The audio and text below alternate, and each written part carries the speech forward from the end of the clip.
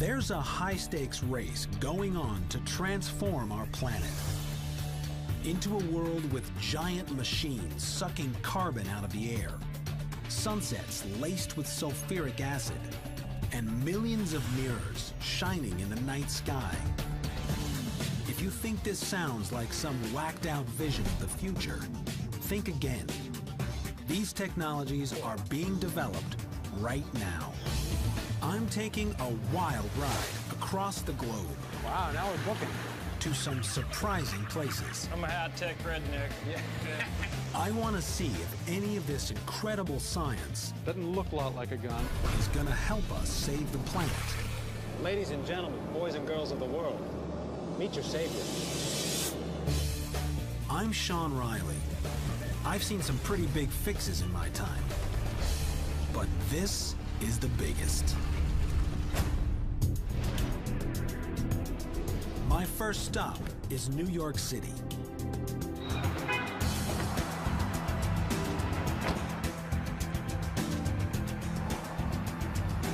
Everyone knows that greenhouse gases are piling up, and the Earth is getting hotter and hotter. This cab ride alone will put almost 7 pounds of CO2 in the air. We're all adding to the problem, one molecule at a time,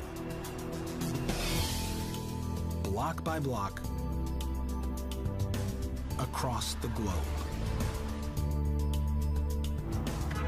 What I bet you didn't know is that scientists are developing some far-out fixes. So controversial that even the UN is trying to ban them. But if push came to shove, Go. could one of these ideas really save the planet? I'm gonna find out. First up, a couple of guys at Columbia University who have figured out how to scrub the skies clean of carbon. Physicists Klaus Lochner and Alan Wright are working with an incredible material that can pull CO2 out of the thin air. This is our air capture media. Well, this is it. This is the material I came to see. That's the stuff, yeah. Now I know what you're thinking. Mother Nature has already invented a machine to do that for us. It's called a tree. But trees are fighting a losing battle. We're producing gigatons more carbon than all the vegetation on Earth can handle. Klaus and Alan think they have solved that problem. They've discovered this material is a more effective CO2 capture device than any tree. I was just curious, so I took one of these and stuffed it in a Ziploc bag and added a bunch of water and squished it out and then sealed it, and the Ziploc bag inflated. For some reason, this brush was giving off CO2, and lots of it. But the most astounding thing was when it dried, it sucked CO2 back out of the air. Carbon capture and release at will. They're still trying to figure out why it works, but the fact is, it works. So how do you actually turn this into this? Well, we're resourceful, if nothing else. So what we use is a highly technical instrument we call a pasta maker. Instant carbon absorbing, high surface area pasta. There you go. I'm skeptical, but Klaus and Alan let their magic brushes speak for themselves. This is the airtight chamber, and you can see up here on the panel, currently there are 475 parts per million of CO2. So it's a little higher than outside, but that's because we're in the room and the door to this chamber is open right now. What's a normal CO2 level for outside? 390 parts per million is where the world is right now. At the beginning of the Industrial Revolution, we were 280. Carbon dioxide in the atmosphere traps heat from the sun. The higher the parts per million, the hotter the Earth gets. Most scientists think that major climate change is right around the corner, at 450 parts per million. So this material is now actively absorbing CO2 out of the air inside the box. Yes, and if you watch the red line, you can actually already see and it's now moving downward because these two brushes are absorbing the CO2 that is in there. That's amazing. We're less than 2 minutes into it, and I can already see it's starting to lower the amount of CO2 inside the box. And that's what they're supposed to do. The potential of this discovery is huge. We could stop the clock on global warming. and bring the environment back in time.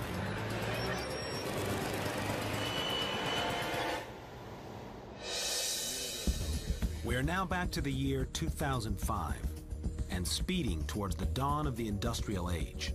In about 5 minutes, you've gone down 100 parts per million. Which means we collected a little shot glass full of pure CO2 out of that air inside. Right. After an hour, the CO2 level in the chamber has dropped to 275 parts per million, about where we were in the Middle Ages. But can this little brush have an impact out there in the real world? Klaus and Alan think so. They see their material as the key to building a full-scale machine.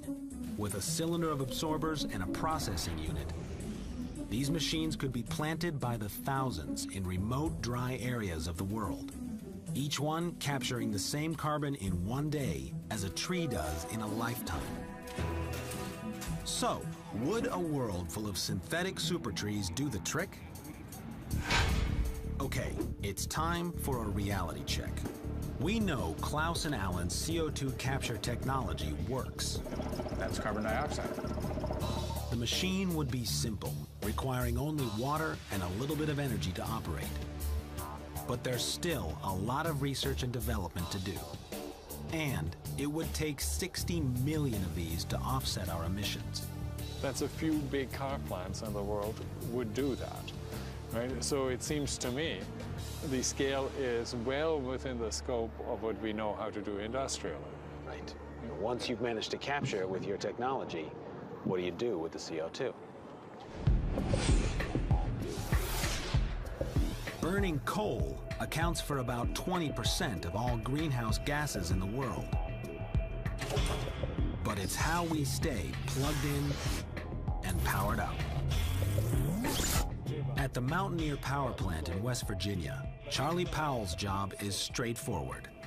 Keep the electricity flowing. Most people don't know what's behind the light switch on the wall. All they know is whether it works or not. Right.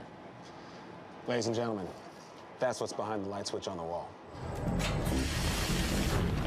He's back there, burning coal day in and day out, pumping millions of tons of CO2 into the sky each year. Now this is all after the power's produced. At the other end of the plant, engineer Gary Spitznagel is trying to figure out what to do with all that CO2. So all this infrastructure we're walking through right now was all added on to the power plant just for the purposes of capturing carbon.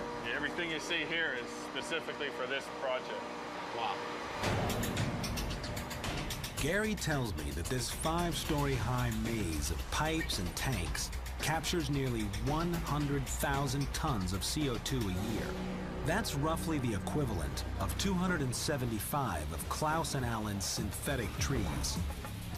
We're talking multiple truckloads each day. You've got a way to get it out. Now you've got this huge volume of CO2 on your hands. What do you do with it? Where it makes a 90-degree turn. It turns out the answer is right below our feet. So we're taking 275 tons a day of CO2 that we'd normally be venting into the atmosphere, and we're pumping at 8,000 feet below the ground.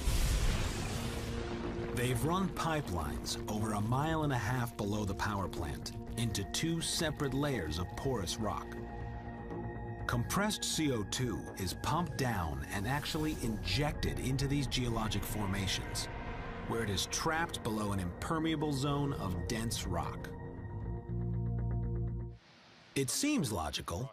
We pulled the carbon out of the ground. Now we're going to put it back. So, what's the reality? Studies show we could store significant amounts of CO2 underground. But there are only certain regions of the world where the perfect geology for sequestration exists. A lot of power plants will still be emitting greenhouse gases. And just like in the oil industry, there's always the danger of a leak. Not to mention, we'd have to roll up our sleeves and get to work.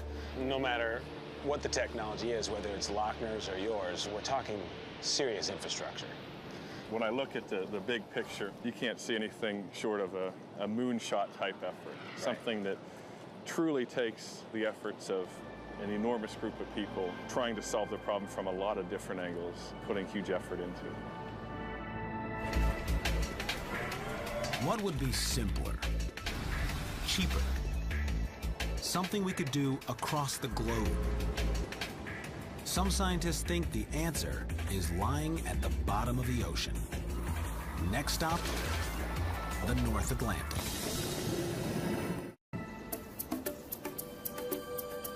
The tiny island of Bermuda is over 600 miles from the nearest dry land, which makes it the perfect launching point for this leg of my search. This morning, I'm headed out to sea to check out a remarkably simple way to reduce global CO2 levels. Welcome aboard. Thank you. It turns out the key to this big fix might be one of the smallest creatures on Earth, plankton. Tiny plants gulping huge amounts of carbon dioxide out of the sky. Dr. Michael Lomas works at the Bermuda Institute of Ocean Sciences. This is your toy. Yeah, this is it. He's trying to understand how the chemistry of the ocean works. Something's driving the entire system to a much higher CO2. I got news for you. The something's you and me. Could be. We're dumping tons of CO2 into the atmosphere. And phytoplankton is sucking about 1/3 of it up. Just like plants on land, these huge patches of algae need CO2 to live. And they dwarf any forest. Algae can be found on almost 70% of the Earth's surface. A simple organism that can capture carbon just like Klaus and Allen's synthetic tree and lock it away forever like Gary's CO2 pipeline. And the best part is, it's happening right now. So this is the real-time readout of that CTD sensor that's in the water. The green line is actually a proxy for phytoplankton biomass. And you can see that there's actually a spike here, somewhere around 60 meters. CO2 is pulled out of the air by plankton living just below the surface. When they die, they sink to the bottom, taking the captured carbon with them, where it will remain for thousands of years. It's a massive carbon pipeline to the bottom of the ocean. So we're going to actually deploy now our plankton net so we can actually catch some of those animals. But can we make this plankton work harder for us? So there it goes, it's in the water. Well, if we know that the phytoplankton or plants are down there doing their job, is there a way to actually manually go in there and tweak their population, increase the amount of plants in the ocean? Well, there's a number of things we can potentially try. In some regions of the ocean, algae need iron to grow and multiply. One idea? Feed them. In 2002, this group set out for the coast of Antarctica to see if they could supercharge algae growth by adding iron. They spread tons of iron dust across almost 20 square miles of barren ocean. The fertilization experiment was a success. Within a few days, the sea turned green with plant life. Each net has a different mesh size. This one's a 200 micron. So that's, twice the thickness of a human hair. And you're telling me that these little organisms right here in this jar could help save the world? Absolutely. This sort of greenish-brown layer that's floating to the top in this sample, those are all the single-cell plants in the ocean that conduct photosynthesis every day, and potentially, if they were to sink to the deep ocean, would remove that carbon and take that carbon right out of the atmosphere. It's the simplest idea I've heard yet. Ladies and gentlemen, boys and girls of the world, meet your savior. But this isn't like fertilizing your front lawn. We're talking about millions of square miles of ocean. Sequestering gigatons more carbon with microscopic plants isn't going to be easy. We'd need a fleet of ships crisscrossing the planet. systematically spreading iron over vast areas of ocean.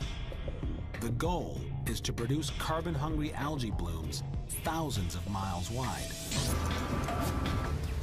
Hold on a second here. This is starting to sound like a giant biochemistry experiment gone amok. Is ocean iron fertilization really the way to reduce global warming? Let's look at the pros and cons.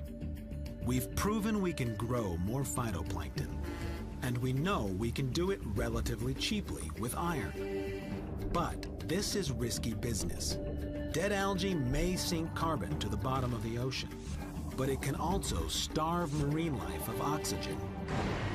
And there's no way to know how much carbon is actually being sequestered.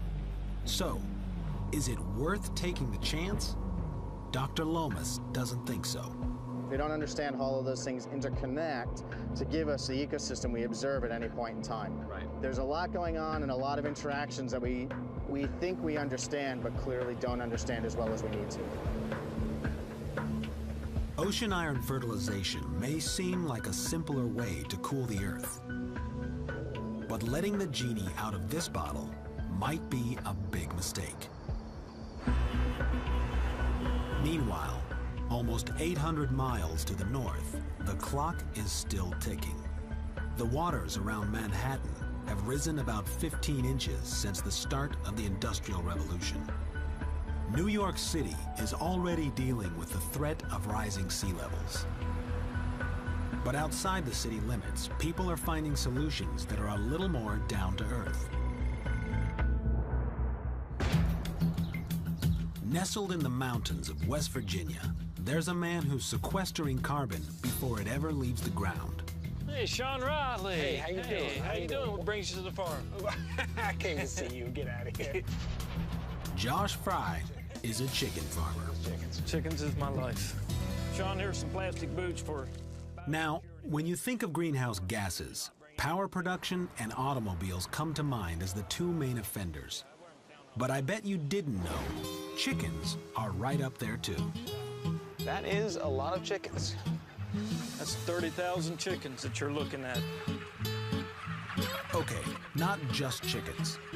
Livestock constitutes nearly 20% of all global emissions.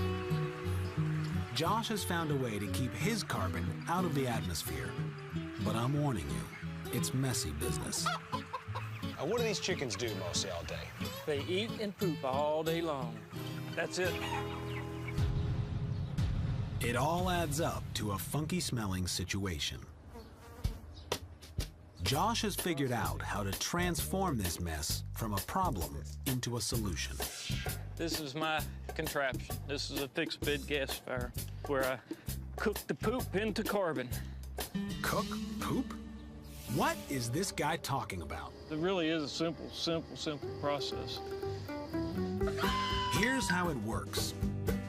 A chicken poops on a chicken farm. As soon as it hits the ground, it begins to decompose and release greenhouse gases into the atmosphere. But if you take that manure and cook it slowly in a gasifier, you get two things: hot gas and a charcoal called biochar. This biochar locks carbon away, keeping it out of the atmosphere for hundreds, maybe thousands of years. Can we fire it up? Fire it up. All right, let's go. So this is the brain. This is the brain. Okay, starting up. For Josh, burning manure means free heat. Look at all this. This is not what you would normally find in a chicken farm. Not normally, no. I'm a high-tech redneck. Yeah.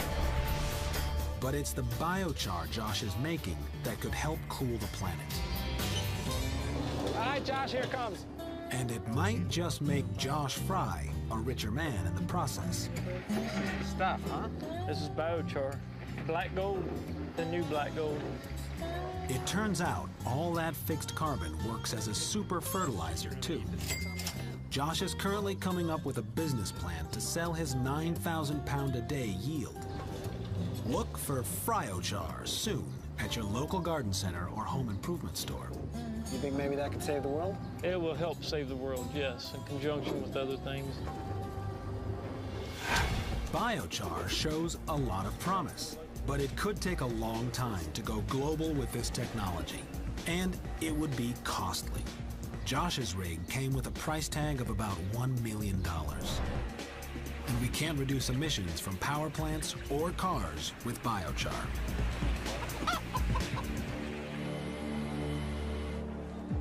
I still haven't found the silver bullet to fix the Earth.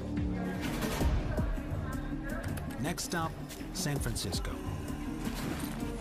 There's an atmospheric scientist on the West Coast who has a completely mind-blowing new way to cool the planet.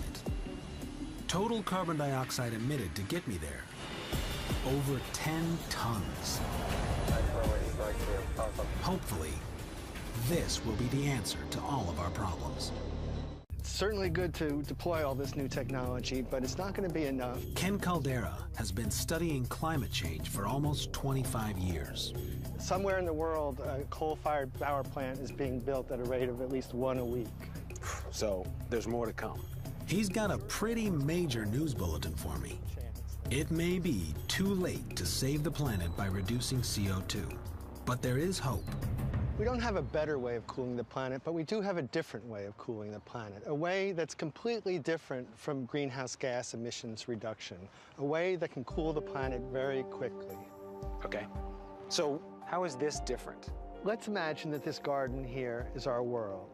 The gases in the atmosphere create the greenhouse effect that we've all heard about. Okay, that paints a picture. The problem is that we've been putting more greenhouse gases in the atmosphere, and that's a little bit like closing the windows on the greenhouse and keeping that energy in, making the greenhouse hotter. So what's the alternative? If we think of a car parked in the sun, which is more or less the same thing as a greenhouse, one thing that we could do quickly is to put one of these shiny reflective things in the window, and that will reflect sunlight away from the car and cool the interior right away. And we can do the same thing with our planet. So you're saying there's a way for us to reflect some of the sunlight before it even makes it into the greenhouse? That's right, exactly. Wow. Blocking the sun to keep the planet from heating up in the first place. This is a game changer. Everything I've seen so far has focused on the challenge of dealing with CO2. But there are scientists out there working on ways to reflect heat away from the planet. Shades for the whole world. One idea I've heard about is straight out of the pages of a science fiction novel. Create a massive array of mirrors in space. 16 trillion reflective disks almost 1 million miles from Earth, working in tandem to shade the planet. But this is pushing the boundaries of what humans are even capable of. It makes putting a man on the moon look like a cakewalk. To haul an estimated 20 million tons of disks into space would require over 700,000 space shuttle flights, and the price tag would be mind-boggling. We're talking an obscene amount of money. Okay, I'm due back on planet Earth now. The Rocky Mountains, to be specific. I've landed in the old mining town of Gold Hill, Colorado. Hello. Oh, hi. Hi, I'm Sean Riley. Physicist John Latham lives a semi-retired life in a cabin perched on the mountainside here. He doesn't think we need mirrors in space. We've already got them right here on Earth. They're called clouds. Decades of research have led him to a pretty stunning conclusion. We can engineer them to reflect more heat away from the planet. Is this something that happens already with the clouds that we have? Yes, all clouds reflect sunlight back into space, some much more than others. Think about it. When a cloud passes over you on a warm, sunny day, ever notice a chill in the air? That's because water droplets in the cloud act like tiny mirrors, reflecting enormous amounts of solar energy back into space. Dr. Latham's idea, add more mirrors. It turns out, if you seed clouds with tiny particles of salt, they will attract more water and create denser, more reflective clouds. Well, they are rather like the ones over there. We know we can make rain by seeding clouds. The challenge here is to create microscopic drops that will simply make the clouds denser and whiter, and to figure out how to spray billions upon billions of them into the sky. There's only one place on Earth where I might find a system like that. Next stop, Silicon Valley. Microsprayers creating shinier clouds? I'm skeptical, but there's no way I'm gonna miss this. I figure the guys in here are busy saving the world. The least I can do is bring donuts. Oh, this looks good. Dr. Armand Nukerman and his team are trying to create the perfect drop of salt water. They've dubbed it Project Silver Lining. And today, they're putting their latest theory to the test. These guys are closing in on success. How small are you trying to get? We're trying to get about 100 times smaller than what we have here. Right, you're getting out bowling balls, and you really need marbles. Yeah. So how small do these drops have to be in order to go up? The average grain of table salt is about 1/3 of a millimeter wide. They have created droplets this size, but they need to be this small to make it up into the clouds. And now, let's check to make sure everything's ready. We got the air, the purge air on the analyzer. Okay. Temperature is 376. Dr. Nukerman thinks superheating the salt water may produce tiny drops that will rise skyward. But 376, is that hot enough? That's hot enough. We have our bleed air on. Software here is ready to go, and we'll start collecting data and go.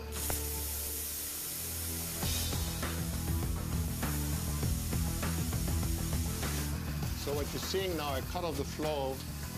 The liquid that's coming in, and there's no sputtering through. Immediately, even without seeing the numbers, it's just a completely different output with the heat. You can see it rising up in tiny particles. Yeah. Good swap stuff. Yeah. Today's test was the result of 2 years of work. Right. Was that a success? Well, moderate success, yeah. Yeah.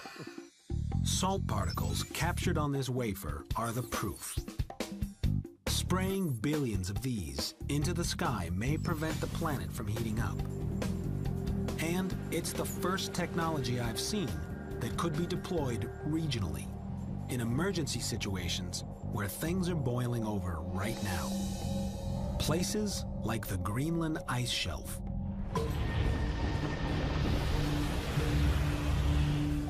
This 650,000 square mile chunk of ice is disappearing at a rate of about 60 cubic miles per year. Long-term melting could cause global sea levels to rise over 20 feet, flooding many of the world's major cities. Cloud whitening may be a way to keep this place cool while we begin to get the global CO2 problem under control.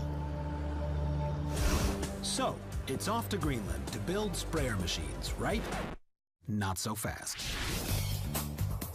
John Latham thinks the most efficient plan is to brighten clouds at sea and let natural weather patterns take them to their final destination.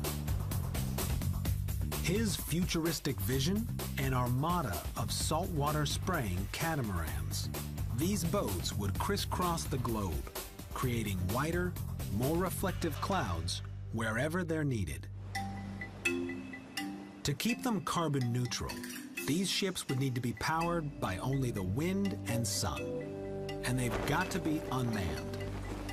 But robotic sailboats seem a bit unrealistic. So what's the answer? Latham thinks we need to look back in history.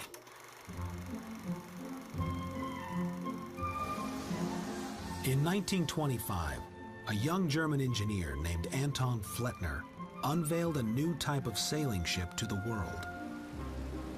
He claimed his rotor ship was powered by blue coal, his name for wind energy. But interest in the Flettner rotor quickly faded in favor of cheap fossil fuels. Is this lost technology the way to power Latham's cloud-whitening ship? Pack your bags. Next stop, Germany. Just south of the border with Denmark is the port of Flensburg. It's a small town with shipbuilding in its blood. I've come halfway around the world to visit two guys who have built an amazing sailboat. It's kind of hard to believe, looking at it, that you could power a boat using just the cylinder. Nun, also der Zylinder muss sich drehen, sonst geht es nicht. Lutz Fieser and Renee Stockowitz's sailboat is called the Unicat. Solar-powered batteries spin the rotor, and the wind hitting the rotor makes the boat go. No sails, no ropes, no pulleys. It works because of the Magnus effect. Okay, let's go. When wind hits the spinning rotor, it creates high pressure on the side spinning into the wind, and low pressure on the side spinning with the wind. This low pressure area creates suction, pulling the boat towards it. That translates into a wild ride across the Baltic Sea. Good. Wow, now we're moving.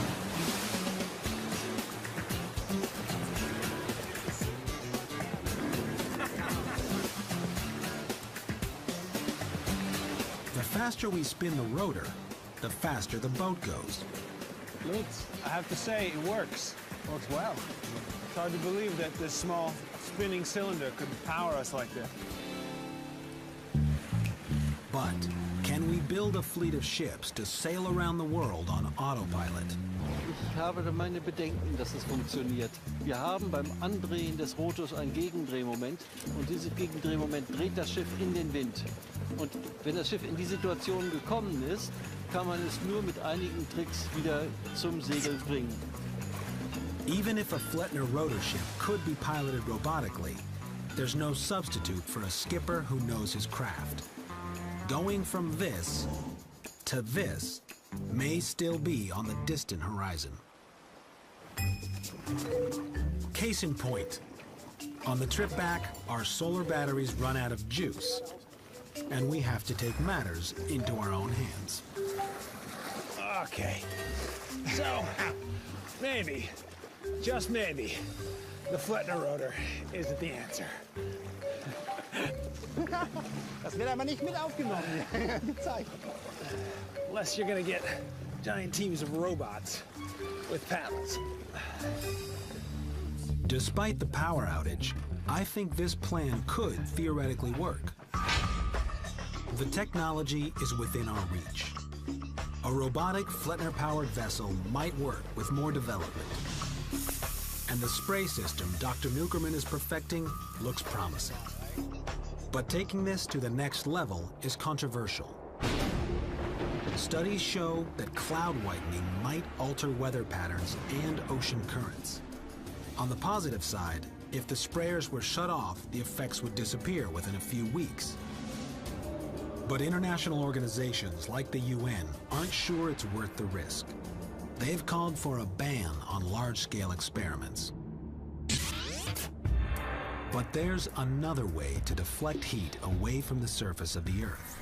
An approach so controversial, it makes tinkering with clouds look like child's play. June 1991, the Philippine Islands. Mount Pinatubo erupts, spewing about 20 million tons of sulfur dioxide into the stratosphere. Over the next year, the temperature of the planet dropped almost 1 degree Fahrenheit. And so after Mount Pinatubo, all these little particles in the stratosphere reflected around 2% of the incoming sunlight back to space. It got atmospheric scientists like Ken Caldera wondering, could we do this intentionally? Is it possible to create a dimmer switch for the planet? Is this really practical? I mean, Can we really do this?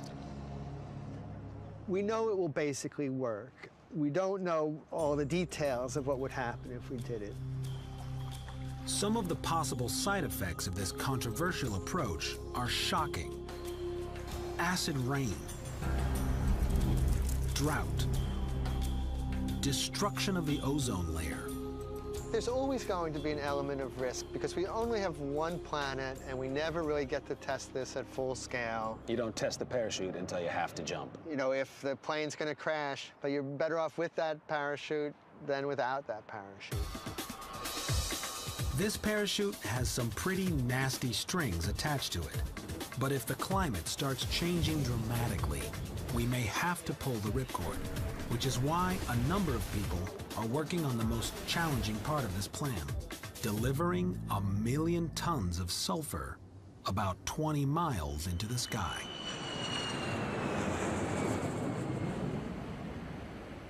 I managed to schedule a meeting in between flights with the only guy in the world who has analyzed every option. That sounds good. Okay. When someone tells you they want to put 1 million metric tons or 1 million tons of something up into the atmosphere, that's sort of a difficult number to really visualize. Aerospace engineer Justin McClellan has spent the better part of a year trying to figure it out. So the goal of the study was first to determine the feasibility. So not saying will it work, but saying can this be done? Can it even be done? I mean, and then attaching a price to that. The first thing McClellan and his team looked at was a really big gun. The idea is simple. Point a large caliber naval gun with SO2 filled projectiles into the sky and pull the trigger.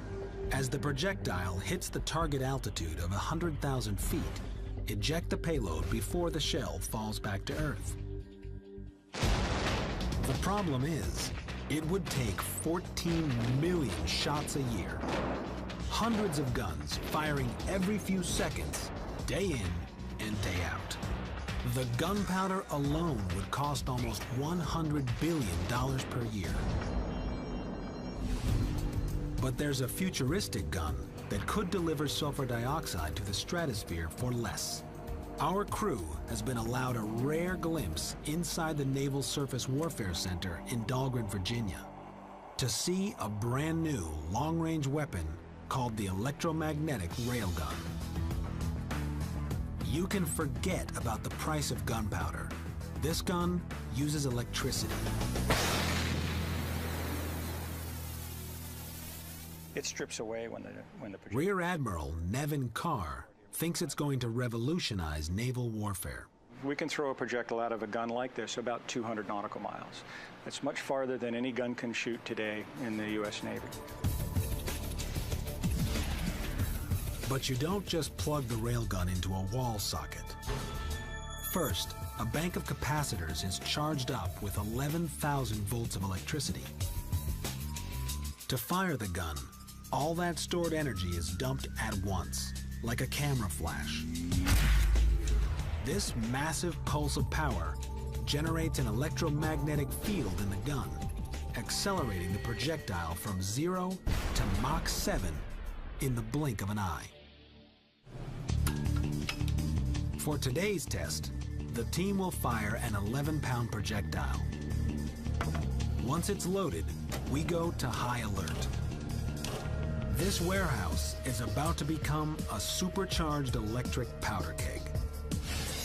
All right, 2 bells. Video? Ready. Range instrumentation? Ready. Now, as we stand right now, everybody's been cleared out of the other room where the railgun is. That's right. There's no personnel behind the fence right now. Team member Vanessa Lent talks me through the firing sequence. All stations, going to high power. Time to see what this thing can do. High voltage is on. 4 kV. 4,000 volts are going to go to 11,000 volts. Right.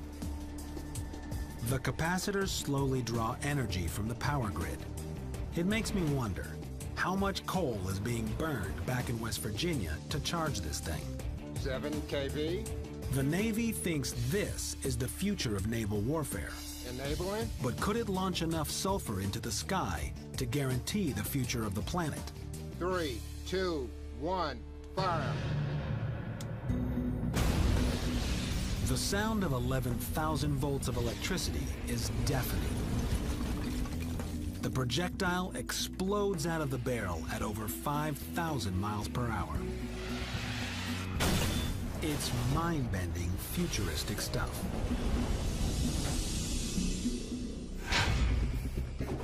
The railgun could easily deliver sulfur to the stratosphere, but the Navy won't be firing payloads much bigger than about 66 pounds. So we'd need to launch a lot of rounds into the sky to save the world. Almost 1 million sulfur missiles each and every day. Blasting sulfur into the sky doesn't look like it's going to be feasible. Time for another meeting with Justin McClellan. Yeah, the guns really start to look not so good the more you look into it. It turns out he's done the research and he's got the answer. My quest to save the planet has been all over the map. From looking at ways to pull greenhouse gas from the air, to cooling the planet by deflecting the sun's rays.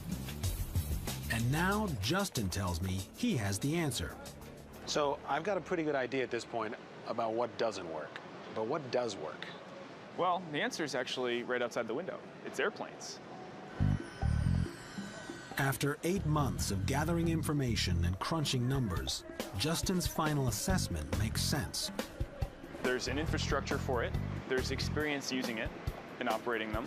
So it's really the answer. The challenge would be to engineer these birds to reach 100,000 feet. A typical commercial airliner might fly at about 35,000 feet, and then by the end of the trip might be up at about 40. A business jet might do about 40 to 50,000 feet. Think private business jet on steroids. The entire operation would run out of 3 existing airports located near the equator. Small, fast cargo jets, rigged to carry SO2, could deliver load after load. All in all, this is not sounding like a huge operation. Yeah, it's a pretty small operation, especially when you compare it to some of the bigger airlines. There's probably millions of tons in the air right now on airplanes around the world. So there it is, a way to cool the planet right now. But if there's anything I've learned on this quest, it's that everything has a price. If we reach the point where we need this to save the Earth, we'd better be prepared to deal with some tough choices. Do we save the ice shelf in Greenland, only to cause droughts in Asia and Africa? Do we settle for a future of bleached out skies and sulfuric acid sunsets to save New York City or Mumbai from being flooded? By deploying sulfur, we could start to see a cooler Earth within weeks. It's tempting. Even if we managed to get a system up and running that delivered SO2 and successfully lowered the temperature of the planet, you've still just sort of artificially lowered the temperature. If you ever stop doing that, it goes right back up. Yeah, you've just put a Band-Aid on the problem. No matter how controversial this approach is, some scientists think we'd better know how to use it, just in case. But for all these high-tech solutions and pie-in-the-sky emergency parachutes, there's no escaping that we need to stay grounded and get to the root of the problem. Morning, sir. How you doing? I'm Sean Riley. Sean? Dan Jackson. Whether it's installing white rooftops to deflect heat away from cities and save energy. This is technology that we know has a track record of working. Or shading our planet one window at a time. There are so many things that anyone can do in any building. Carbon-neutral buildings like this are one way to keep it simple and get immediate results. And did you know you're saving the world? We're working on it. While scientists think of far-out ways to engineer the planet, people like this are redesigning it from the ground up. It may seem small, but look at it this way. In the US, 18% of our energy goes to running commercial buildings. If we made them all carbon neutral, global CO2 emissions would drop by nearly 4%, and that's a good start. But in New York City, the clock is still ticking, and no one knows what number equals disaster. So in case we don't figure out how to turn global warming around in time, scientists like these are working on a radical plan B, thinking outside the box, solving engineering problems, and developing controversial new technologies that they think will give us a fighting chance to overhaul the Earth.